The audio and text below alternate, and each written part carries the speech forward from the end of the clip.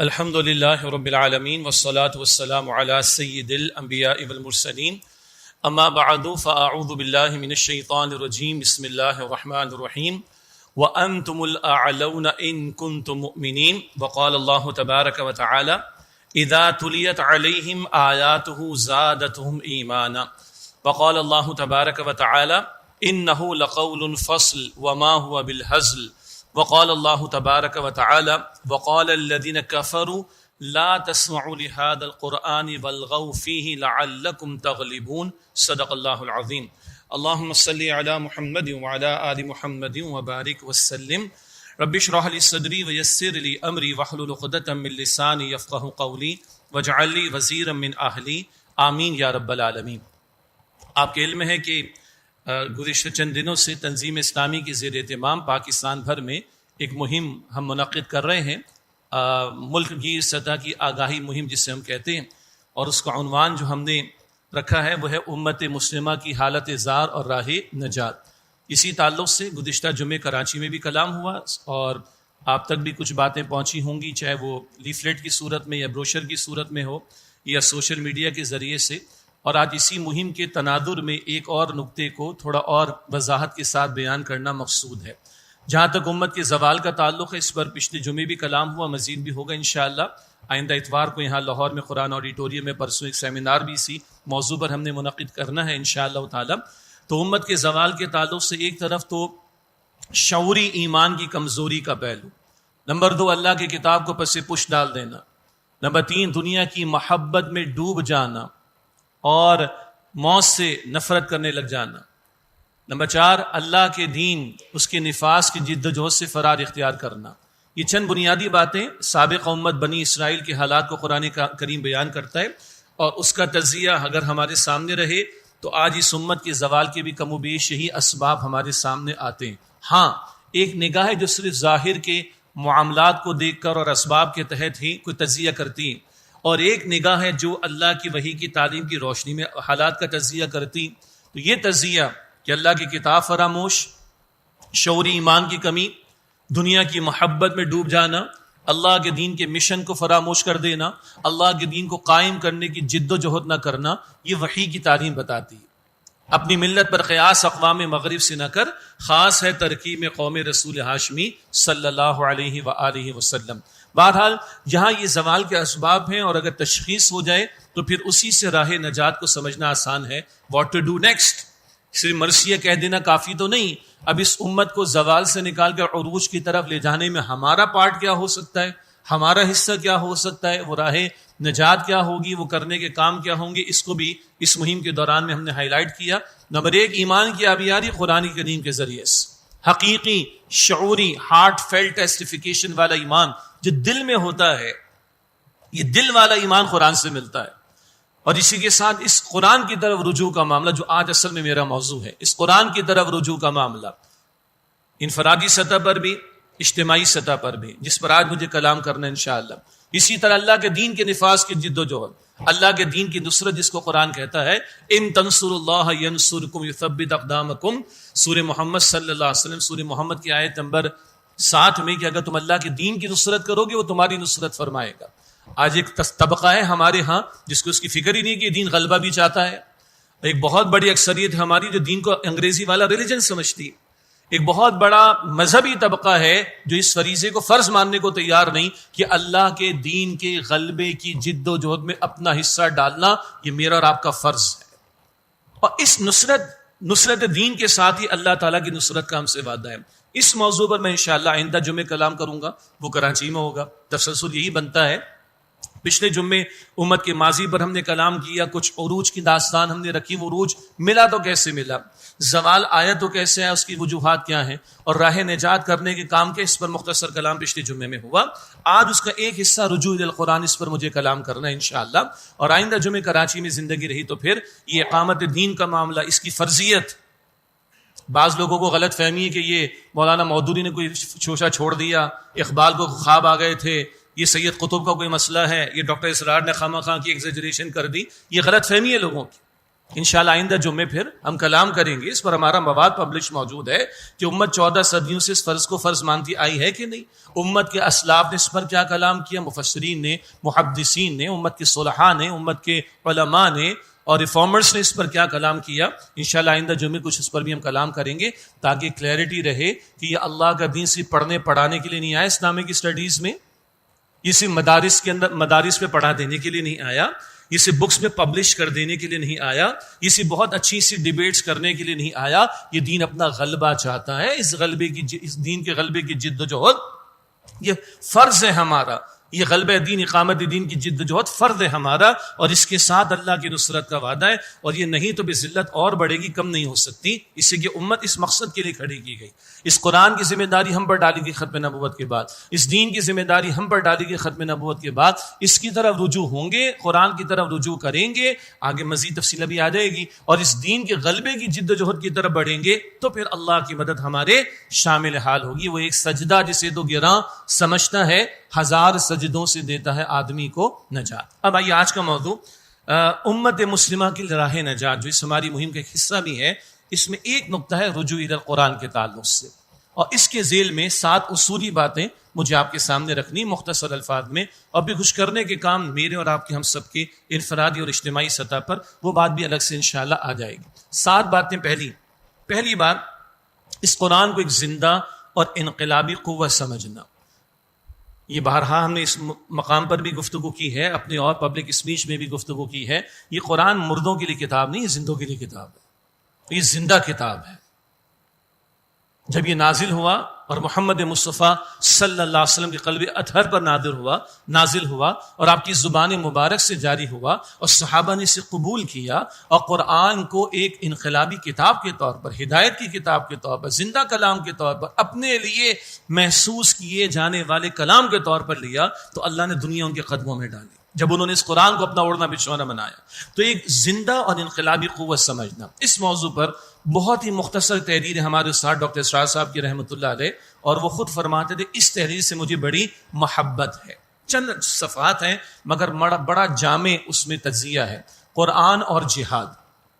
قرآن فکر کے اعتبار سے, نظریے کے اعتبار سے, شعور دینے کے اعتبار سے, انقلابی نظریے کی ہیمرنگ کے اعتبار سے, ایمان کی آبیاری کے اعتبار سے, اللہ پر توکل کے اعتبار سے, کھڑا کر دینے کے اعتبار سے, یہ قرآن کا پہلو. اور جہاد کیا ہے؟ ایک مستقل محنت, خود اللہ کی بندگی کے لیے, اللہ کی بندگی کی دعوت کے لیے, اور اللہ کی بندگی والے نظام کے قیام کی جد و جہد کے لیے. یہ ہے قرآن اور جہاد. ظاہری بات ہے خطاب جمعہ عوام بھی سنتے ہیں اور ہمارے رفقائے تنظیم بھی سنتے ہیں, تو ان کی یاد دہانی کے لیے ایک چھوٹی سی تحریر ہے ڈاکٹر اسرار صاحب کی, اور کمال کی تحریر ہے, کمال کا تجزیہ. ماضی میں عروج ملا تو کیوں ملا؟ جب یہ 2 قوتیں زندہ تھی, قرآن اور جہاد. ایک ہاتھ میں قرآن کی تلوار اور دوسرا جہاد کا مستقل عمل. لیکن جب قرآن کو ہم نے چھوڑا, بس وہ ادلہ اربعہ میں سے, ہاں اسلامی جورسپروڈنس کے لیے, فقہی مسائل کے لیے کچھ انفر کرنا ہے قرآن میں سے, تو 4 میں سے قرآن بھی, حدیث بھی ہے, اسی طرح قیاس بھی ہے, and so on. تو قرآن ایک بس فقہی کتاب کے طور پر. زیادہ ہوا تو پھر وہ دور بھی ہے کہ جب قرآن کے پڑھنے پڑھانے پر پابندیاں لگانے کی باتیں کی. وہ ظالم بادشاہ, وہ ظالم لوگ جنہوں نے جبر کیا مسلمانوں میں سے ہی کھڑے ہو کر مسلمانوں پر, یہ قرآن تو زندہ قوت دیتا ہے انسان کو, انقلابی فکر دیتا ہے, روکو اس قرآن حکیم سے. اس کے بعد پھر ہمارا زوال در زوال, اور جب دل میں ایمان نہیں تو عمل میں جہاد کہاں سے آئے گا؟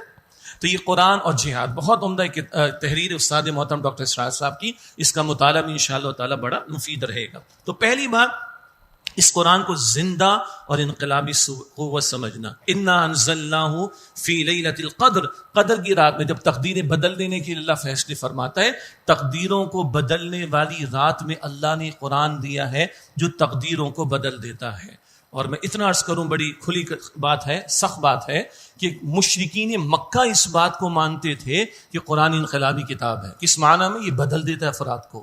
مشرکین مکہ تسلیم کرتے تھے یہ قرآن دلوں میں اتر جائے تو دل بدلتے ہیں, فرد بدلتا ہے, یہ معاشرہ بدل جائے گا. اس لیے انہوں نے طے کیا کہ قرآن کو سننا تو ہے ہی نہیں, جہاں سنایا جائے تو اس میں شور بھی پیدا کرنا. قرآن کریم ہے سورہ حامیم السجدہ, اس کا ایک اور نام سورہ فصلت بھی ہے. سورہ حامیم السجدہ کی آیت نمبر 26 میں اللہ تعالیٰ ذکر فرماتا ہے, وَقَالَ الَّذِينَ كَفَرُوا لَا تَسْمَعُوا لِهَذَا الْقُرْآنِ, اور کافروں نے کہا اس قرآن کو مت سننا, وَالْغَوْا فِيهِ, اس میں شور پیدا کرنا. وہ سننے لگے تو شور پیدا کرنا، کہیں بیان ہو تو رکاوٹ ڈالنا. وہ نضر بن حارث مشرکین کا سردار، وہ عراق اور شام وغیرہ کی طرف سے وہ کنیزوں کو لے کر آیا. اس نے معمور کیا کہ جہاں قرآن سنایا جائے وہاں تم رقص و سرور کی محفلوں کو سجانا، شراب و کباب کی محفلوں کو سجانا تاکہ قرآن نہ سن سکے.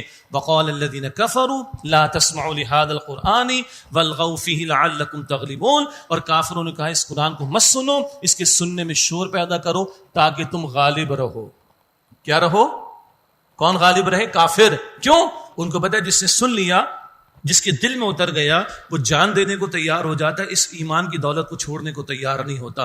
حضرت بلال کا ذکر ہم کر لیں گے نا آرام سے. سینے پر بھاری پتھر ہو، تپتی دھوپ بھی ہو، اور جو ہے وہ دھوپ کے ساتھ ریت کی گرمی بھی ہو، اور سینے پر بھاری پتھر ہو، اور کہا جائے کہ کفر کرو، محمد مصطفیٰ کے کلمے کا انکار کرو، اور بلال کہتے ہیں احد احد، ایک اکیلا تنہا اللہ سبحانہ و تعالیٰ. ایمانی قوت تو تھی نا.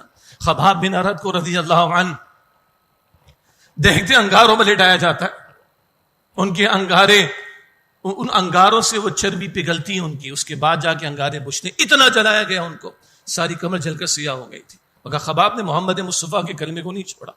یہ قرآن تھا، یہ سینوں میں اترا تھا قرآن، یہ جان دینے کو تیار تھے، مگر یہ کلمہ محمد کو چھوڑنے کو تیار نہیں تھے صلی اللہ علیہ وسلم. وہ زندہ کلام، جان دینے کے لیے بندہ تیار ہو جائے. یہ کافروں کو پتا تھا، یہ کافروں کو یقین تھا. سخت سوال ہے، ہمارا ایمان ہے اس بات پر؟ یہ قرآن بدلتا ہے؟ یہ چینج لاتا ہے؟ یہ ریولوشن لاتا ہے؟ بدل دیتا ہے فرد کو؟ افراد بدلیں گے، معاشرہ بدلے گا، نظام بھی بدلے گا. Do we have really that faith in our hearts؟ پہلا نقطہ، زندہ کلام بھائی، زندہ کتاب کے طور پر. فی ذکرکم سورہ انبیاء آیت نمبر 10، اس قرآن میں تمہارا ذکر موجود ہے، تمہارے لیے رہنمائی موجود ہے. دوسری بات، 7 باتوں میں سے تعلق بالقرآن کے حوالے سے کرنے کے کام، وہ بھی اشارتاً بات ہوگی. مسلمانوں پر قرآن مجید کے حقوق، اگین ہمارے استاد ڈاکٹر اسرار صاحب رحمۃ اللہ علیہ کے ایک بہت ہی عمدہ کتاب چھا 1967 کا، انگریزی میں ترجمہ، دنیا کی کچھ اور زبانوں میں ترجمہ موجود ہے. عربک میں بھی ہوا، سندھی میں ہوا، پشتو میں ہوا، فارسی میں ہوا، فرینچ میں ہوا، اور اب تو خیر ساری یہ ٹولز اویلیبل ہیں، کسی بھی زبان میں بھی ہو جائے گا. مسلمانوں پر قرآن مجید کے حقوق، صرف یاد دہانی، ہم سب کے لیے بھی رفقائے تنظیم خاص طور پر نوٹ کریں. پہلا حق قرآن کا، اس پر دل و جان سے ایمان، زبان سے آگے بڑھ کر دل سے ایمان. یہ اللہ کی سب سے بڑی نعمت اس پوری کائنات ہے، سب سے بڑی نعمت. دولت ہے قارون کے پاس، اقتدار ہے فرعون کے پاس، بادشاہت ہے نمرود کے پاس، برباد کیوں ہوئے؟ ایمان کی دولت نہیں. سب سے بڑی دولت ایمان کی دولت ہے، سب سے بڑی دولت ہدایت کی دولت ہے. اس بات کا دل میں یقین رکھنا کہ یہ اللہ کی سب سے بڑی نعمت ہے. یہ نعمت ہے تو ہر نعمت بنے گی، ورنہ وبال جان بن جائے. نمبر 2، اس قرآن کی باقاعدہ تلاوت. یہ ہماری روح کی غذا ہے، جسم نہیں. روح اہم ہے، جسم کو 20 مرتبہ کھلاتے پلاتے ہیں دن میں، 20 مرتبہ. اس روح کو زیادہ کھلانا پلانا چاہیے. اس روح کی غذا کیا ہے؟ یہ قرآن پاک ہے. نمبر 3، اس قرآن کو سمجھنا. یہ دنیا کی مظلوم ترین کتاب ہے جو سب سے زیادہ بغیر سمجھے پڑھی جاتی ہے. وہ جو جارج برنارڈ شاہ نے کبھی کہا تھا، when I read the Holy Quran there is no better book than the Holy Quran in the world, but when I see the Muslims there is no worse nation than the Muslims in the world. جب میں قرآن پڑھتا ہوں اس سے بہترین کوئی کتاب نہیں، اور جب میں مسلمانوں کو دیکھتا ہوں اس سے بدترین کوئی قوم نہیں. ہم جائزہ لے لیں، ہم نے چارٹرڈ اکاؤنٹنسی بڑی دنیا جہاں کی تعلیم حاصل کی، مر جاتے اسی حال میں اور اللہ کا کلام نہ پڑھتے، کیا جواب دیتے اللہ کو؟ اللہ نہ پوچھتا ماں کے بدن سے تم انگریزی سیکھ کر آئے تھے؟ نہیں بھائی، انگریزی پڑھی، انگریزی سیکھی تاکہ ہائر اسٹڈیز انگلش میں ہوں گی تو اس کے قابل ہو سکیں. دنیا جا کے international accounting standards, auditing standards, mercantile law, corporate law, business taxation, پتہ نہیں کیا کو دنیا جا کی تعلیم. اللہ نہیں پوچھے گا ہم سے what about my book. Hare text جو آپ کے میرے پاس آتا ہے، ہر میسج جو آپ کے میرے پاس آتا ہے، سمجھ کر پڑھتے ہیں نا. کسی دوسری زبان میں ہوگا، پہلے ٹرانسلیٹ کرواتے، تب کیا کریں گے؟ گوگل ٹرانسلیٹر میں ڈالیں گے اور ٹرانسلیٹ کر دے گا. What about the book of اللہ سبحانہ و تعالی؟ اللہ اکبر کبیرہ. سوچیں بھائی، ہم اللہ کو کیا جواب دیں گے؟ تو تیسرا، اس کو سمجھنے کی کوشش کرنا. اس کی درجات تفصیل میں نہیں جا رہا، وہ کتابچے میں مل جائیں گے آپ کو انشاءاللہ. نمبر 4، اس پر عمل. یہ بک آف گائیڈنس ہے. گائیڈنس صرف پڑھنے کے لیے تھوڑی دی جاتی، عمل کرنے کے لیے دی جاتی. انسٹرکشنز عمل کرنے کے لیے دی جاتی ہیں. تو قرآن چاہتے ہیں اس پر عمل کرو، انفرادی زندگی میں فوراً کرو، اجتماعی زندگی میں نافذ کرنے کی کوشش کرو. اور 5 بھاگ اس قرآن کے اس کے پیغام کو عام کرنا، دوسروں تک پہنچانا، یہ میرے اور آپ پر ذمہ داری ہے قرآن پاک کے تعلق سے۔ اس حوالے سے بھی بڑا قیمتی کتابچہ استاد محترم ڈاکٹر شاہ صاحب کا اس کی طرف رجوع کرنا چاہیے، مسلمانوں پر قرآن مجید کے حقوق۔ تیسری بات، مغربی نظریات سے فکری آزادی، یہ اپنی جگہ بڑا موضوع ہے۔ آج ہمارا دماغ دجالی تہذیب کے پیراڈائم میں سوچ رہا ہوتا ہے، عام طور پر آج ہمارا دماغ مٹیریلزم کے پیراڈائم میں سوچ رہا ہوتا ہے۔ بڑا زبردست ڈاکٹر تھا جناب، بڑی مشکل سے ملا، 2 ہی ڈوز میں میرا بیٹا کھڑا ہو گیا۔ فائن، ویئر از اللہ؟ ہمارے ایمان تو کہتے شافی کون ہے؟ اللہ۔ ڈاکٹر پر بات آئی، ڈوز پر بات آئی، میڈیسن پر بات آئی، ہاسپٹل پر بات آ گئی، سب باتیں آ گئی، مخلوق کی بات آ گئی، اسباب کی بات آ گئی، مسبب الاسباب کا ہے بحث سے باہر۔ اور آج دینی طبقات میں بھی زیادہ کیا جی نمایاں ہو جائیں، کیوں؟ ٹرینڈ یہی ہے نا، ویوز کس کی زیادہ ہے، لائکس کس کی زیادہ ہے، ٹرینڈنگ کس چیز کی چل رہی ہے، برانڈنگ کس چیز کی چل رہی، تو لوگوں کے لیے ایکسیپٹیبل ہو جائیں۔ اللہ کی نگاہوں میں ایکسیپٹیبل ہے کہ نہیں؟ اللہ اکبر، یہ بڑا موضوع ہے، تفصیل میں نہیں جا رہا میں اس پر بھی میں کیا عرض کروں، ہمارے استاد نے اس پر بھی لکھا، بہت پیارا لکھا، اسلام کی نشت ثانیہ کرنے کا اصل کام۔ اور نشت ثانیہ دوبارہ سے لائسنس تب ہوگی جب وہ بگاڑ آیا، پھر اس کی نفی تو کرنی پڑے۔ آج ہم پر بھی دجالی تہذیب اتنی غالب، ڈاکٹر صاحب فرماتے رحمۃ اللہ علیہ کہ 3 verses 3 کا معاملہ، جو نظر آئے گا اسی کو مانیں گے۔ بچپن سے منہ ٹیڑھا کر کے انگریزی کے جملہ میں یاد کرا دے گی، ہم تو پیلے اسکول کے اردو میڈیم کے پڑھے ہوئے، بچپن سے منہ ٹیڑھا کروا کے جملہ میں یاد کرایا گیا، سیئنگ از بلیونگ، جو نظر آتا ہے اسی کو مانتے ہیں۔ بھائی ایسے ہی ہے نا، تو جو نظر آئے گا اس کو مانیں گے۔ تو اللہ تو نظر نہیں آ رہا، آخرت نظر نہیں آ رہی، روح نظر نہیں آ رہی، بحث سے باہر کائنات خوب نظر آ رہی، دنیا خوب نظر آ رہی، جسم خوب نظر آ رہا ہے، بحث ساری اسی پر ہو رہی۔ دس از 3 verses 3۔ باقی یہ بھی اس کتاب وہ بھی 1967 کا ہے، اسلام کی نشت ثانی اور کرنے کا اصل کام۔ تو اس وقت ہماری فکروں پر بھی غلبہ دجالی تہذیب کا۔ دجال ایک شخصیت ہے جس کا ذکر احادیث میں، اچھا نوٹ کیجئے گا، جمعے کے دن کون سی سورت کی تلاوت ہے؟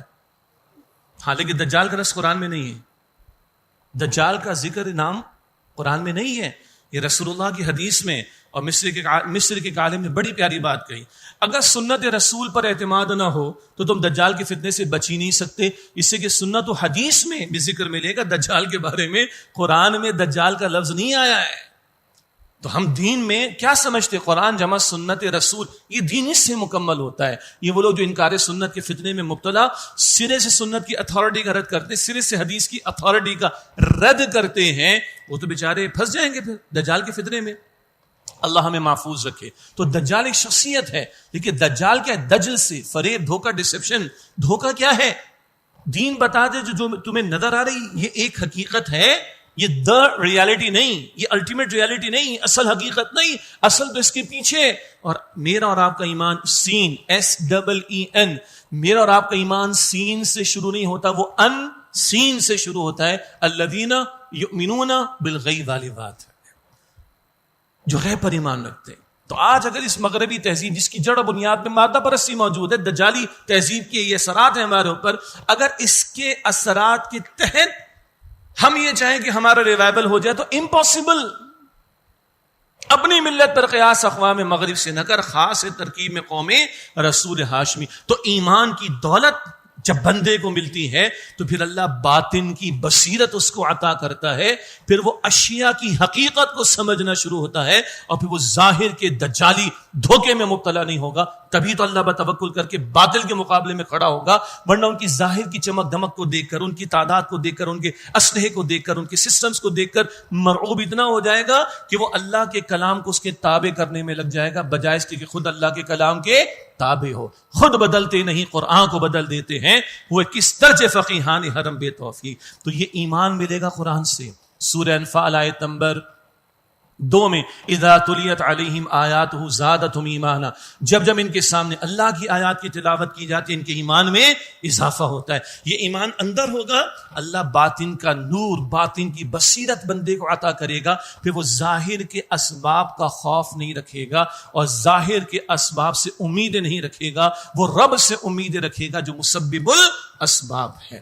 تھوڑی سی موٹیویشن کے لیے. ہم 25 کروڑ کے بارے میں پریشان ہے پاکستان, ہم 2 ارب کے بارے میں پریشان ہے کلمہ پڑھنے والے. 7-8 ارب ہی تو جیتے نا زمین پر. یہ زمین کتنی بڑی ہے پوری کائنات میں؟ ایک ڈاٹ بھی نہیں, ایک نقطہ بھی نہیں پوری یونیورس کی اگر بات کریں. اور اس پوری یونیورس کا بنانے والا, چلانے والا کون ہے؟ اس کے لیے کوئی مسئلہ ہے 25 کروڑ کا؟ جی اس کے لیے مسئلہ ہے کوئی 2 ارب مسلمانوں کا؟ مسئلہ یہ ہے کہ ہم اس کو ماننے کو تیار نہیں, اس پر یقین کرنے کو تیار نہیں, اس پر توکل کرنے کو تیار نہیں. ورنہ 313 اور 1000 کا انالیسس ذہن میں رکھ لیں. 313 بدر اور سامنے 1000 تیار, فل اس وقت کا اسلحہ, اس وقت کی تیاری, اس وقت کی افرادی قوت کس کے پاس تھی؟ کافروں کے پاس. 313 کیا تھے؟ وہ تو جنگ کے ارادے سے نکلے بھی نہیں تھے. What was the deciding factor? Allah was with 313. اللہ ان 313 کے ساتھ تھا. کیوں؟ وہ اللہ کے ساتھ مخلص تھے تو اللہ نے ان کی مدد فرمائی اور اس دن کو یوم الفرقان. آج ہمارا مسئلہ یہ ہے اللہ پر یقین نہیں ہے. ہمارے حکمرانوں کو اب بھی اگر خوف ہے تو امریکہ کا خوف ہے, مغربی قوتوں کا خوف ہے, استعماری قوتوں کا خوف ہے, اللہ کا خوف نہیں. اسی لیے مصیبت میں مبتلا ہے. اور نیچے بھی آ جائیں حالات کو مختلف نہیں, ہمیں مخلوق کا خوف ہے, اللہ کا خوف نہیں. یہ ہمارا سب سے بڑا مسئلہ. تو یہ دجالی تہذیب کے اثرات, یہ مٹیریلزم کے اثرات, اس کا توڑ بھی ایمان کے ذریعے سے ہوگا. تبھی تو سورہ کہف پڑھوائی جا رہی ہے ہر جمعے کو. اللہ کیا دکھاتا ہے موسیٰ علیہ السلام کے واقعے میں, جناب خضر کے واقعے میں؟ ظاہر کیا تھا؟ کشتی توڑ دی. ظاہر کیا تھا؟ بچہ مار دیا. ظاہر کیا تھا؟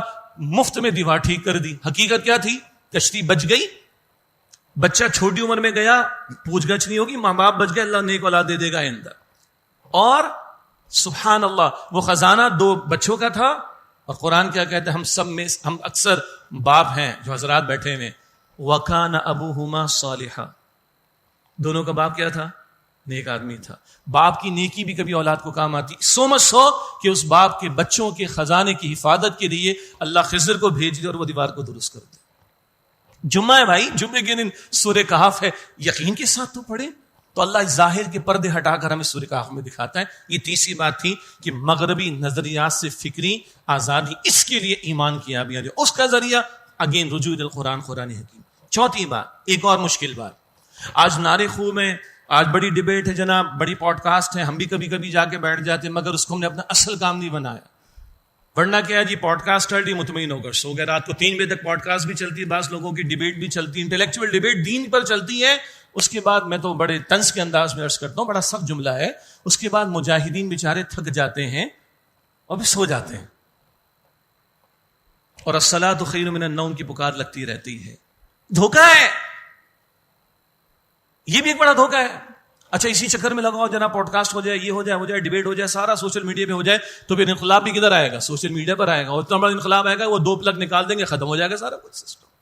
تو میں یہ کرنا چاہ رہا, ہم نے اپنے اصل کام کو نہیں چھوڑا. جو ہم پڑھا رہے ہیں الحمدللہ, فٹ پاتھ پہ بیٹھ کے بھی درس دے دیتے ہیں الحمدللہ, میرے ساتھی دیتے ہیں, میں بھی دیتا رہا ہوں الحمدللہ. بازاروں میں کھڑے ہو کر بھی کریں گے, کوئی 5 اسٹار میں کانفرنس ہوگی وہاں بھی چلے جائیں گے, کوئی ابراڈ جانا ہوا چلے جائیں گے, لیکن اپنے اصل کام کو نہیں چھوڑیں گے. اس چکر میں نہ پڑ جائیں کہ چکر کے اندر چکر لگے اور فجر ہماری جائے, نمازیں ہماری ضائع ہوں, تلاوت کا ٹائم ہمارے پاس نہ ہو, اللہ کے سامنے 2 آنسو بہانے کا ٹائم ہمارے پاس نہ ہو. اللہ سے کنیکٹیوٹی نہیں ہو رہی ہے, اللہ اکبر کبھی ہو, اللہ سے کنیکٹیوٹی نہ ہو, خاک ہماری امت کا زوال ختم ہوگا, خاک کو ہمیں عروج ملے گا. تو چوتھا نقطہ, باطن کی تجدید اور اخلاقی تربیت. باطن کی تجدید سے مراد کیا؟ تجدید ایمان. ایمان جو زبان کی نوک تک محدود ہے, دل میں نہیں اترتا, تبھی تو سب کچھ دکھائی دیتا ہے. کبھی مسجدوں کی ویرانی, کبھی قرآن کے نسخوں پر پڑھنے والی مٹی, کبھی شراب اور جوا اور جو ہے وہ سود خوری, سب کچھ. کیوں؟ دل میں یقین نہیں ہے, یقین والا ایمان نہیں. تو اس باطن کے, یہ ایمان اندر ہوگا تبھی بندہ کھڑا ہوگا نا. آمنو کے بعد وعاملوا الصالحات بار بار قرآن پاک میں آتا ہے. اور پھر اخلاقی تربیت. اللہ اکبر. میرے اور آپ کی ماں عائشہ کیا فرماتی ہیں رضی اللہ عنہا, کانا خلقہ القرآن. پوچھا گیا رسول اللہ کے اخلاق کیا ہیں, تو تم نے قرآن پڑھا نہیں ہے؟ رسول اللہ کے اخلاق تو قرآن ہے صلی اللہ علیہ وسلم. الفاظ میں تم تلاوت کرتے ہو, مجسم قرآن تم دیکھنا چاہو تو محمد مصطفیٰ کی ذات کو دیکھو صلی اللہ علیہ وسلم. آج کدھر ہے قرآنی اخلاق؟ قرآنی اخلاق، صبر کا پہلو، تحمل کا پہلو، شکر کا پہلو، توکل کا پہلو، عفو درگزر کا پہلو، للہیت کا پہلو، اخلاص کا پہلو، تعلق مع اللہ کا پہلو، اللہ کے سامنے رونے کا پہلو، گڑ گڑانے کا پہلو، سجدوں کی طویل ہونے کا پہلو، وَيُؤْثِرُونَ عَلَىٰ أَنفُسِهِمْ وَلَوْ كَانَ بِهِمْ خَصَاصَةٌ، اپنے اوپر دوسروں کو ترجیح دیں چاہے خود ضرورت بند کیوں نہ ہو. یہ اخلاق کدھر گیا؟ تو لوٹنے والے زیادہ ہو گئے، کل دینے والے زیادہ تھے، آج چھیننے والے زیادہ ہو گئے نا. کدھر ہے قرآنی اخلاق؟ پھر ہم کہیں کہ برف گرتی بیچارے مسلمان، تو کیوں نہ گرے، کیوں نہ گرے. ڈیلی ایک ہم کوئی کلپ اپنے استاد کا شیئر کر رہے ہیں آپ لوگوں سے واٹس ایپ کے اوپر. کیا زوال کی وجہ ہے؟ ہم مجرم ہیں، سب سے بڑے مجرم زمین پر ہم مسلمان ہیں، جن کو اللہ نے آخری کلام عطا کیا اور دنیا میں کسی ایک ملک میں نہیں دکھا سکتے. آؤ دیکھو یہ اسلام کا نظام ہے، قرآن کا نظام. یہ جرم ہے ہمارا. ہم حامل کتاب امت ہیں، امت مسلمہ ہیں. ہمارے کاندھوں پر اللہ نے ختم نبوت کی بات یہ ذمہ داری ڈالی. اس ذمہ داری کو فراموش کے تبھی ذلیل اور رسوا ہے. تو اندر باطن کی تجدید ایمان والا پہلو، اظہار تو عمل میں آئے گا. انقلاب آئے گا بعد میں ریاست کی سطح پر. میری ذات میں تو انقلاب آئے. کیا چلتے پھرتے قرآنی مجسمے نظر آ رہے ہیں، مجسم قرآن نظر آ رہے ہیں؟ جو رسول اللہ نے فرمایا علیہ السلام، مومن وہ جسے دیکھ کر اللہ یاد آئے، مومن وہ جسے دیکھ کر اللہ یاد آئے. ہمارے بارے میں ہمارے گھر والوں کے کامنٹس لے لیں کسی سے، بہت اچھی بات ہے، خود ہی لے لیں، کڑوی بات ہے. اللہ کے رسول علیہ السلام آخری دنوں میں منبر پر کھڑے ہوئے اور آپ نے طویل طویل خطبات بھی دی اس موقع پر، یہ وصیتیں فرمائی، اور آپ نے اپنے آپ کو پیش کیا منبر پر کھڑے ہو کر، اگر میں نے کسی کے ساتھ کبھی زیادتی کی ہو، تلفی کی ہو، آئے مجھ سے بدلہ لے لے. اللہ اکبر کبیرہ. امام الانبیاء نے اپنے آپ کو پریزنٹ کیا فار واٹ؟ احتساب، اکاؤنٹیبلٹی. آؤ مجھ سے بدلہ لے لو. پھر وہ مشہور واقعہ ہے، ایک صحابی نے اس کی حضور وہ چھڑی کا معاملہ، نہیں حضور وہ تو میرے جسم پر قمیص نہیں تھی. حضور نے اپنی قمیص ہٹائی اور مہر نبوت آ کر چوم لی. حضور مجھے تو اس مہر نبوت کو چومنا تھا. کہاں میں آپ سے کوئی بات کروں اس طرح کی کہ میری حق تلفی اور بدلے کا معاملہ. لیکن اللہ کے رسول نے اپنے آپ کو کھڑا کر دیا. میں اپنے آپ سے پوچھوں، آپ اپنے آپ سے پوچھیں، ہم اپنے گھر والوں کے سامنے اپنے آپ کو پیش کر سکتے؟ چیک کیجئے گا. اگر میں اپنے آپ کو اپنے گھر والوں کے سامنے اور آپ اپنے آپ کو اپنے گھر والوں کے سامنے پریزنٹ نہیں کر سکتے، ہم اللہ کو فیس کیسے کریں گے؟ ہم اللہ کو کیسے فیس کریں گے؟ اور یہ مشکل بات ہے. اب پتہ ہے لوگ ہمیں کیا کہتے ہیں؟ یہ تو آپ ڈیفیوز کر رہے ہیں امت کو، ڈیفیوز کر رہے ہیں قوم کو، ٹھنڈا ٹھنڈا کر رہے ہیں. اور ٹھنڈے ٹھنڈے کی بات نہیں بھائی. 5-6 فٹ کے وجود پر اسلام نہ لاؤں اور دعویٰ کروں کہ اسلام انقلاب انقلاب انقلاب. میرے استاد نے کہا جھوٹ کہتے ہو تم. پھر یہ یہاں سے شروع ہوگا بھائی. کردار کی گواہی تو پیش کرو. بلال کو دیکھا ہے لوگوں نے ظلم و ستم کا نشانہ بنتے ہوئے، خباب کو دیکھا ہے لوگوں نے ظلم و ستم کا نشانہ بنتے ہوئے. That was a silent majority at the time of محمد صلی اللہ علیہ وسلم. اور ان کے دلوں کو مسخر کیا ہے ان کرداروں نے کہ جنہوں نے جان تک کا نذرانہ پیش کرنا قبول کر لیا اور جو ہے وہ حق چھوڑنا قبول نہیں کیا. تو لوگوں نے بھی کہا کچھ تو ان کے پاس ہے، بلال کے پاس کچھ تو ہے، خباب کے پاس کچھ تو ہے، جان دینے کو تیار ہے، مگر یہ اس حقیقت کو جو مل چکی ہے ان کو اس کو چھوڑنے کو تیار نہیں. یہ ادھر ہوگا تو کوئی انقلاب آگے برپا ہوگا، ورنہ نعرے لگا لیں، باتیں بڑی بڑی کر لیں، باتیں ہو جائیں گی، نعرے لگ جائیں گے، شاید ویوز بھی مل جائیں گے، لائکس بھی آ جائیں گے، ریٹنگ بھی اوپر آ جائے گی، تبدیلی کوئی واقع نہیں ہوگی. 5ویں بات، اللہ کے رسی قرآن، اس کو تھام کر اتحاد. مشہور آیت سب کو یاد ہے، وَاعْتَصِمُوا بِحَبْلِ اللَّهِ جَمِيعًا وَلَا تَفَرَّقُوا. سورہ آل عمران آیت نمبر 103.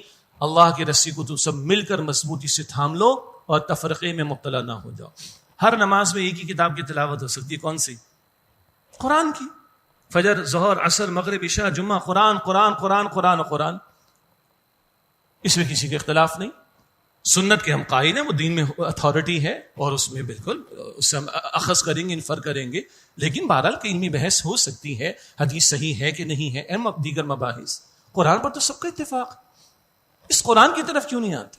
پہلے نہیں سمجھ آتی تھی، بہت اچھی طرح اللہ تعالیٰ نے سمجھا دی. کیوں سمجھ آ گئی؟ اب سمجھ یہ آ گئی کہ 99% لوگوں نے قرآن کا ترجمہ زندگی میں آج تک ہم میں سے ایک مرتبہ بھی نہیں پڑھا ہے. ایک مرتبہ بھی قرآن کریم کا ترجمہ ہم نے زندگی میں ایک مرتبہ بھی نہیں پڑھا ہے. بار بار یہ بات میں نے پیش کی، اس کے پیچھے پورے انالیسس موجود ہیں، تجزیے موجود ہیں، مشاورت موجود ہے. اس 99% کی فگر کے بارے میں. اور قرآن ایک دفعہ پڑھی جانے والی کتاب نہیں ہے. فجر، ظہر، عصر، مغرب، عشاء، قرآن مرتے وقت تک آخری نماز کے لیے کھڑا ہوں گا تو قرآن ہی کی تلاوت مجھے کرنی. یہ آج ہمارا مسلک پرستی کا مسئلہ، یہ آج ہمارے تفرقے. وجہ کیا ہے؟ سوچ چھوٹی ہوگی تو چھوٹی چیزوں میں ہی بحث لگے گی. برا نہ مانیے گا، 3 طلاقوں کی بحثیں بھی پہلے چلتی تھیں، اب آج کل مناظرے بھی شروع ہو گئے.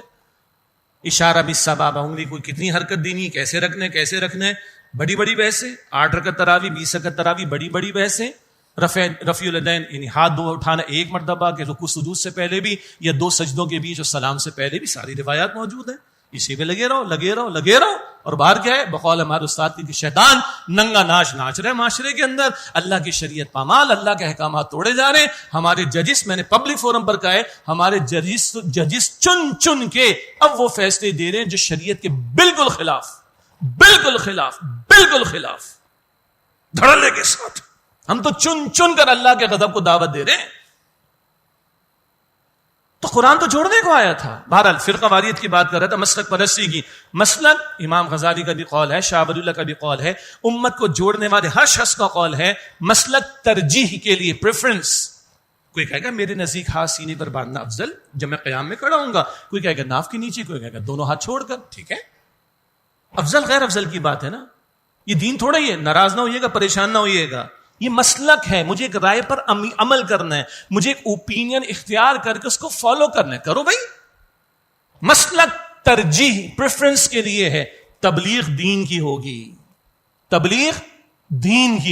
مسلک کی نہیں ہوگی. اور یہ فکر اونچی کب ملے گی؟ جب قرآن ہمارے سینوں میں اترے گا. جب قرآن اتنی بڑی سوچ دیتا ہے، پوری دنیا نہیں آخرت تک کی سوچ دیتا ہے، تو پھر یہ مباحث جس میں آج ہماری ساری توانائیاں مذہبی طبقات کی کئی ایک کی صرف ہو رہی ہیں، وہ انشاءاللہ تعالی سیٹل ہو جائے گا. اگر وہ اونچی سوچ نہ ہو، چھوٹی چھوٹی بحثوں پہ لڑیں گے. انگلی پر کٹ لگے، پرانی مثال ہے، انگلی پہ کٹ لگے گی تو تکلیف ہوتی ہے نا. ایک زخم لگے گا تو تکلیف ہوتی ہے نا. اللہ نہ کرے دوسرا ہاتھ کٹ جائے تو یہ یاد رہے گی تکلیف؟ نہیں نا. تو سوچ اونچی کر لیں، چھوڑنے مسئلے ختم ہو جائیں گے. امت کٹے پٹے مٹے ذبح ہو، کٹ رہی ہے، پٹ رہی ہے، مٹ رہی ہے، ذبح ہو رہی ہے. اور ہمارے اب بھی مناظرے بھرے میں سوشل میڈیا پر، ہمارے اب بھی کفر کے فتوے اور نہ جانے کیا کیا کچھ چل رہا ہے. یہ قرآن جوڑنے کے لیے آیا ہے. اتنی اونچی سوچ کی ان مباحث کو ہم منیمائز کر سکیں گے، کنٹرول کر سکیں گے، گوارا کر سکیں گے. علماء تو علمی مباحث تک محدود رکھ سکیں گے. چوراہے پہ لا کے پبلک کو پریشان نہیں کریں گے تو اکٹھے ہو ہی نہیں سکتے. حالانکہ 99% مسائل ہمارے اختلافی نہیں ہیں، مشترکہ ہیں. وہ 1% نیگیٹیوٹی شیطان بھی تو لگا ہوا ہے، نفس کی شرارتیں بھی تو ہیں. اس کو اتنا ہائی لائٹ کر دو کہ دین پر سے اعتمادی ختم ہو جائے تو بھئی کون سی امت کے اتحاد کی بات، کون سی انقلاب کی بات کریں گے. یہ 5ویں بات تھی، اللہ کی رسی کو تھام کر یہ مسلکی اور تفرقے کی بات، مسلکی مسائل اور تفرقے کو جو ہے وہ ختم کرنے کی کوشش. 6 7ویں بات مختصر کر لیتے ہیں. 6 بات ہے بھائی عمل کے لیے ہدایت نامہ ہے. قرآن کے علمی نکات بھی صحیح ہیں، ٹھیک ہے، فلسفیانہ نکات نکالیں، سائنٹیفک فیکٹس کو جو کھینچا تانی والی نہ ہو، علمی مباحث ٹھیک ہے، مگر پرائمریلی قرآن عمل کی کتاب ہے. اس کو ہم نے توجہ دینی اور میری ذات سے شروع ہوگا. کس نے مجھے کہا ہے کہ نماز نہ پڑھو؟ کہا ہے کسی نے کہ مجھے نماز سے روکا ہے؟ کس نے کہا ہے کہ ماں باپ کا دل دکھاؤ؟ کس نے کہا کہ پڑوسی کا حق مارو؟ کس نے کہا ہے سود خود تم کماؤ؟ کس نے کہا ہے کہ جھوٹ بولو، وعدہ خلافی کرو، خیانت کرو، ناپ تول میں کمی کرو، گالیاں دو، غیبت کرو؟ کس نے کہا ہے؟ مجھے کہا ہے کسی نے. اگر ان احکامات میں ڈنڈیاں مارا تو کس کا قصور ہے؟ نہ ریاست کا قصور ہے، نہ اسٹیبلشمنٹ کا قصور ہے، نہ پولیٹیشنز کا قصور ہے، یہ میرا قصور ہے. پہلی بات مانے اس چیز کو بھائی. پھر آئے گا اجتماعی سطح کا معاملہ، وہ اگلی بات. لیکن جتنے قرآن پاک کے احکام پر میں عمل کر سکتا ہوں، اگر میں نہیں کر رہا تو باقی کی کیا شیورٹی میں خاک کر سکوں گا؟ پھر اگین کڑوی بات یہاں سے شروع ہوگا. تو 6 بات، یہ محض علمی مباحث کی، ڈیبیٹ کی، ڈائلاگ کی کتاب نہیں، محض صرف ریسرچ کی کتاب نہیں. It's a book of guidance and it's a practical guide books. عمل کے لیے ہدایت نامہ ہے. تو عمل عمل عمل چیک کریں. ایک چھوٹی سی لسٹ بنا لیں. میں نے تو 10-15 باتیں کہی، 5 کی 10 کی لسٹ بنا کے سوچتے ہوئے جائیے میری گڑبڑ کہاں ہے، اور اس گڑبڑ کا قصوروار کون ہے؟ اسٹیبلشمنٹ، ریاستی ادارے، صدر پاکستان، وزیر اعظم، پارلیمنٹ، یا میں خود؟ اپنے حصے کا تو شروع کریں نا. پھر اب آخری بات، 7ویں بات، اس کو کامل نظام حیات کے طور پر نافذ کرنا. اللہ کے رسول کو کیوں قرآن دیا؟ قرآن کہتا ہے، بار بار ہم بیان کرتے ہیں، آئندہ جمعہ تفصیل کراچی کی خطاب جمعہ میں آئے گی انشاءاللہ. هو الذی ارسل رسولہ بالہدی ودین الحق لیظہرہ علی الدین کلہ. سورہ صف کی آیت نمبر 9 بھی اللہ ہے جس نے اپنے رسول علیہ السلام کو بھیجا مکمل ہدایت نامہ قرآن دے کر، ودین الحق، دین حق، دین اسلام دے کر، لیظہرہ علی الدین کلہ، تاکہ آپ اس دین حق کو کل نظام زندگی پر غالب فرما دیں. تو قرآن کیوں آتا ہوا؟ دین غالب ہو، شریعت کے احکامات نظام زندگی میں قائم ہو. بنیان مرصوص کا موقع آیا تھا تو پی ٹی وی والوں نے بھی سورہ صف کی آیت نمبر 4 ڈاکٹر اسرار صاحب کی ویڈیو چلا دی. ان اللہ یحب الذین یقاتلون فی سبیلہ صفا کأنہم بنیان مرصوص. بالکل صحیح قرآن ہے بھائی، ڈاکٹر اسرار تھوڑی ہیں، آیت قرآنی پیش کی انہوں نے. سورہ صف کی آیت نمبر 4، اللہ ان سے بے شک محبت فرماتا ہے اس کے نام صفے باندھ کر یکسو ہو کر جو ہے ایک مضبوط سیسہ پلائی ہوئی دیوار کی طرح جو ہے وہ جنگ کرتے ہیں. تو آپریشن بنیان مرصوص ہوا، ہم نے دعا بھی کی تھی، تحسین بھی کی تھی، نام رکھا ہم نے بنیان مرصوص. سورہ صف کی آیت نمبر 4 میں نے پہلے بھی یہاں ذکر کیا تھا، آج پھر اس خاص تناظر میں ذکر کر رہا ہوں. ہماری گزارش ہے پی ٹی وی والوں سے، ریاستی اداروں سے اور لوگوں سے بھی، کرتا دھرتا لوگوں سے بھی، کہ جب آپ نے سورہ صف کی آیت نمبر 4 کا ویڈیو بھی دکھا دیا تو سورہ مائدہ کی آیت نمبر 44، سورہ مائدہ کی آیت نمبر 45، سورہ مائدہ کی آیت نمبر 47 کا ویڈیو بھی چلا دیں. ویسے تو دستیاب ہوگا، نہ ہو تو ہم آپ کو پرووائڈ کر دیں گے انشاءاللہ. سورہ مائدہ آیت نمبر 44، 45، 47 کی کلوزنگ. وَمَن لَّمْ يَحْكُم بِمَا أَنزَلَ اللَّهُ فَأُولَٰئِكَ هُمُ الْكَافِرُونَ وَمَن لَّمْ يَحْكُم بِمَا أَنزَلَ اللَّهُ فَأُولَٰئِكَ هُمُ الظَّالِمُونَ وَمَن لَّمْ يَحْكُم بِمَا أَنزَلَ اللَّهُ فَأُولَٰئِكَ هُمُ الْفَاسِقُونَ. This is the word of Allah. جو اللہ کے نازل کردہ حکم کے مطابق، کلام کے مطابق فیصلے نہیں کرتے، وہی تو کافر ہیں، وہی تو ظالم ہیں، وہی تو فاسق ہیں. یہ بھی چلا دیں ڈاکٹر اسرار صاحب. قرآن اپنا نفاذ چاہتا ہے بھائی، اور ہماری ذلت کی وجہ ایک ملک دنیا میں نہیں ہے. ہم پیش کریں، آؤ دیکھو اسلام نافذ ہے، یہ قرآن کے احکام نافذ.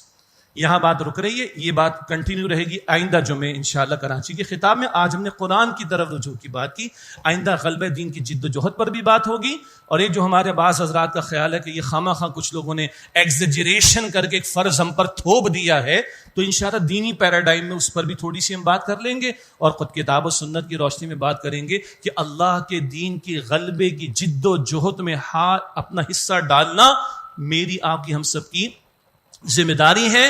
یہ فرض ہے. استطاعت کا فرق آئے گا، استعداد کا فرق آئے گا، علم کا فرق آئے گا، دائرہ کار کا فرق آئے گا، یہ سب معلوم ہے الحمدللہ رب العالمین. مگر سرے سے اس کا انکار کرنا، یہ انشاءاللہ پھر آئندہ جمعہ تفصیل سے بات ہوگی. اب آخری 2-3 منٹ مجھے دیجیے، کچھ ارادہ کر کے اٹھے نا یہاں سے. میرے گھر میں قرآن تو تنظیم کے رفقا کو تو پتہ ہے، گھریلو اسرا ہم گھر میں کہتے ہیں، فیملی کے ساتھ بیٹھو، قرآن کی تذکیر بھی ہو، احادیث کا ذکر بھی ہو، کرو بھائی. اس کو اویلیبل نہیں ہے، ریکارڈڈ موجود ہے، کوئی ایشو کوئی نہیں. اپنی ذاتی سطح پر بھائی قرآن کا ترجمہ تشریح پڑھو، اللہ توفیق دے، قرآن کی زبان سیکھو. ہم نے دنیا جہاں کی تعلیم دی، اللہ کو کیا جواب دیں گے قرآن کی تعلیم کے بارے میں اور اپنی اولاد کے بارے میں. ہمارے بچے ہم سے دہات آگے ہیں ماشاء اللہ، ٹیکنالوجی میں، دماغ میں، پروگریس میں. تو قرآن میں ہم سے پیچھے، ہم سے آگے ہیں. چیک کریں نا، ہم تو چاہیں گے ہمارے بچے ہم سے آگے ہوں. اسی طرح آپ کا میرا حلقہ احباب ہوگا، گھر والے ہمارے دوست ہوں گے، رشتہ دار ہوں گے. ہم تو دعوت دیتے قرآن حکیم کے دروس کا اہتمام کرو. کہیں مدرس نہیں، ڈاکٹر صاحب کا ویڈیو چلا دو اور دل کھول کر عرض کروں بھائی ڈاکٹر صاحب سے اتفاق نہیں ہے، نہ کرو بھائی. قرآن سے اتفاق ہے، کسی اور کو قرآن کا ترجمہ شروع کروا دو. نہیں جی، وہ مسئلہ کچھ اور ہے، نہ کرنا ہے نہ کرنے دینا ہے. پرابلم یہ ہے اصل میں، جس پر اعتماد اس کا شروع کرو. ہاں، امت کی چین سے جڑاؤ، اس کا خیال رکھنا. یہ نہیں کہ قادیانیوں کا ترجمہ پڑھانا شروع کر دو، گمراہ فرقوں کا پڑھنا شروع کر دو. اس سے احتیاط کیجیے. ہم میں سے کچھ لوگ ایسی پوزیشن پر ہیں، اپنی دکان ہو سکتی ہے، اپنا آفس، اپنا گھر. میں آپ کے سامنے 20 مثالیں پہلے بھی پیش کر چکا ہوں. کراچی کی بڑی انڈسٹریز ہیں، بڑی کمپنیز ہیں، بڑے ادارے ہیں جہاں انہوں نے 15 منٹ صبح مختص کر دیا، ظہر کے بعد 15 منٹ مختص کر دیا، ویکلی کو درس مختص کر دیا 2.5 گھنٹے کا، اور ان کے قرآن پاک کا پورا ترجمہ تشریح کے ساتھ مکمل ہوا. It is all possible. Check کیجیے گا. تعلیمی ادارے، میں بارہا عرض کیا، ابھی کچھ پازیٹیو باتیں بھی ہیں. پاکستان میں ایک ترجمے پر تو اتفاق ہو گیا، آپ کو پتہ ہے کئی مرتبہ میں نے ذکر کیا، دیوبندی، بریلوی، اہل الحدیث، جماعت اسلامی اور اہل تشیع، ان سب کے بورڈز کے علماء نے مل کر اس پر اتفاق کیا. اور وفاقی حکومت پنجاب، کے پی حکومت، بلوچستان حکومتوں کے تحت فیصلے ہو گئے. آپ کے بھی بچے پنجاب میں پڑھ رہے ہوں گے، لاہور میں پڑھ رہے ہوں گے. گریڈ 9 سے 12 میں 50 نمبر کا قرآن کا ترجمے کا پیپر شروع ہو گیا ہے. اب میں کہتا ہوں بھائی دل سے پڑھا لے اساتذہ، جو لوگ دینی جماعتوں میں ان سے رابطہ رکھیں، ان کی تھوڑی برین اسٹارمنگ ہو جائے، موٹیویشن ہو جائے، بڑا کام ہو جائے گا. بلوچستان کی حکومت نے بھی کر لیا. سندھ والوں کے لیے دعا کیجیے اللہ ان کو بھی ہدایت دے. اور یہ پورے پاکستان میں 8 کروڑ بچہ اسکول جاتا ہے. پھر HEC نے پچھلے سال یہ بھی طے کر دیا کہ یونیورسٹیز میں بھی گریجویشن کے سلیبس میں کمپلسری کہ قرآن پاک کا ترجمہ اب پڑھانا پڑے گا. ہم اپریشیٹ کرتے ہیں. ہاں اس میں جان لگانی پڑے گی، دینا پڑے گا اپنا وقت، اور جو پڑھا رہے ہیں ان کو بھی تھوڑی سی اپنی گرومنگ کرنی پڑے گی، اور جو دین کے نمائندے ہیں ان کو کوشش کرنی چاہیے کہ ان کی سرپرستی کرے. یہ تعلیمی اداروں میں ہو سکتا ہے. میڈیا میں صبح 6 بجے چلتا ہے قرآن کا پروگرام، یا صبح 7 بجے، جب پوری قوم کیا ہوتی ہے جی؟ سو رہی ہوتی. بڑے بڑے بزنس مین لاکھوں کروڑوں لگا کے اپنی ایڈورٹیزمنٹ کرواتے ہیں میڈیا کے سیٹلائٹ چینلز پر. میں گزارش کروں اپنی پروڈکٹ کی کروانی ہے نا تو قرآن کے پروگرام کے ساتھ کروا دیں، دکھا دیں رات کو پرائم ٹائم میں. پرانا پرائم ٹائم تھا 6 سے 8 کا، آج کل کا پرائم ٹائم کیا ہے جی؟ لاہور والوں کا کیا ہے؟ 9 سے 12. سمپل سی بات. اس پرائم ٹائم میں کو قرآن کا پروگرام آ جائے. کبھی ڈاکٹر اسرار صاحب کا اکیلے PTV پر چلتا تھا، تو جو لوگ جو ہے ایڈورٹیزمنٹ کے لیے کروڑوں کا بجٹ رکھتے ہیں اور دنیا جہاں کے ڈراموں میں اگر دکھا رہے، قرآن کے پروگرام میں دکھا دو بھائی، چلو ایڈورٹیزمنٹ چلا لو اپنا. قوم کو پرائم ٹائم میں قرآن پڑھنے کو سننے کو مل جائے گا.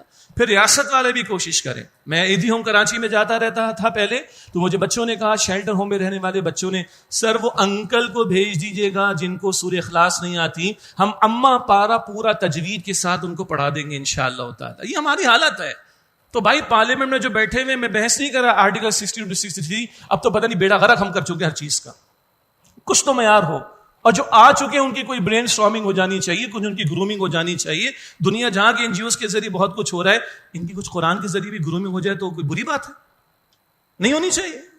پھر کئی ایدھی ہوم کے بچوں کو تو نہ کہنا پڑے کہ ان کو سورہ اخلاص پڑھنی بھی نہیں آتی. اللہ تعالیٰ بہت ساری میں نے ریکمنڈیشنز رکھ دی. علم میں دیکھیں میرا اور آپ کا حصہ کہاں ڈل سکتا ہے. اللہ مجھے اور آپ کو سب کو عمل کی توفیق عطا فرمائے. وآخر دعوانا الحمد للہ رب العالمین.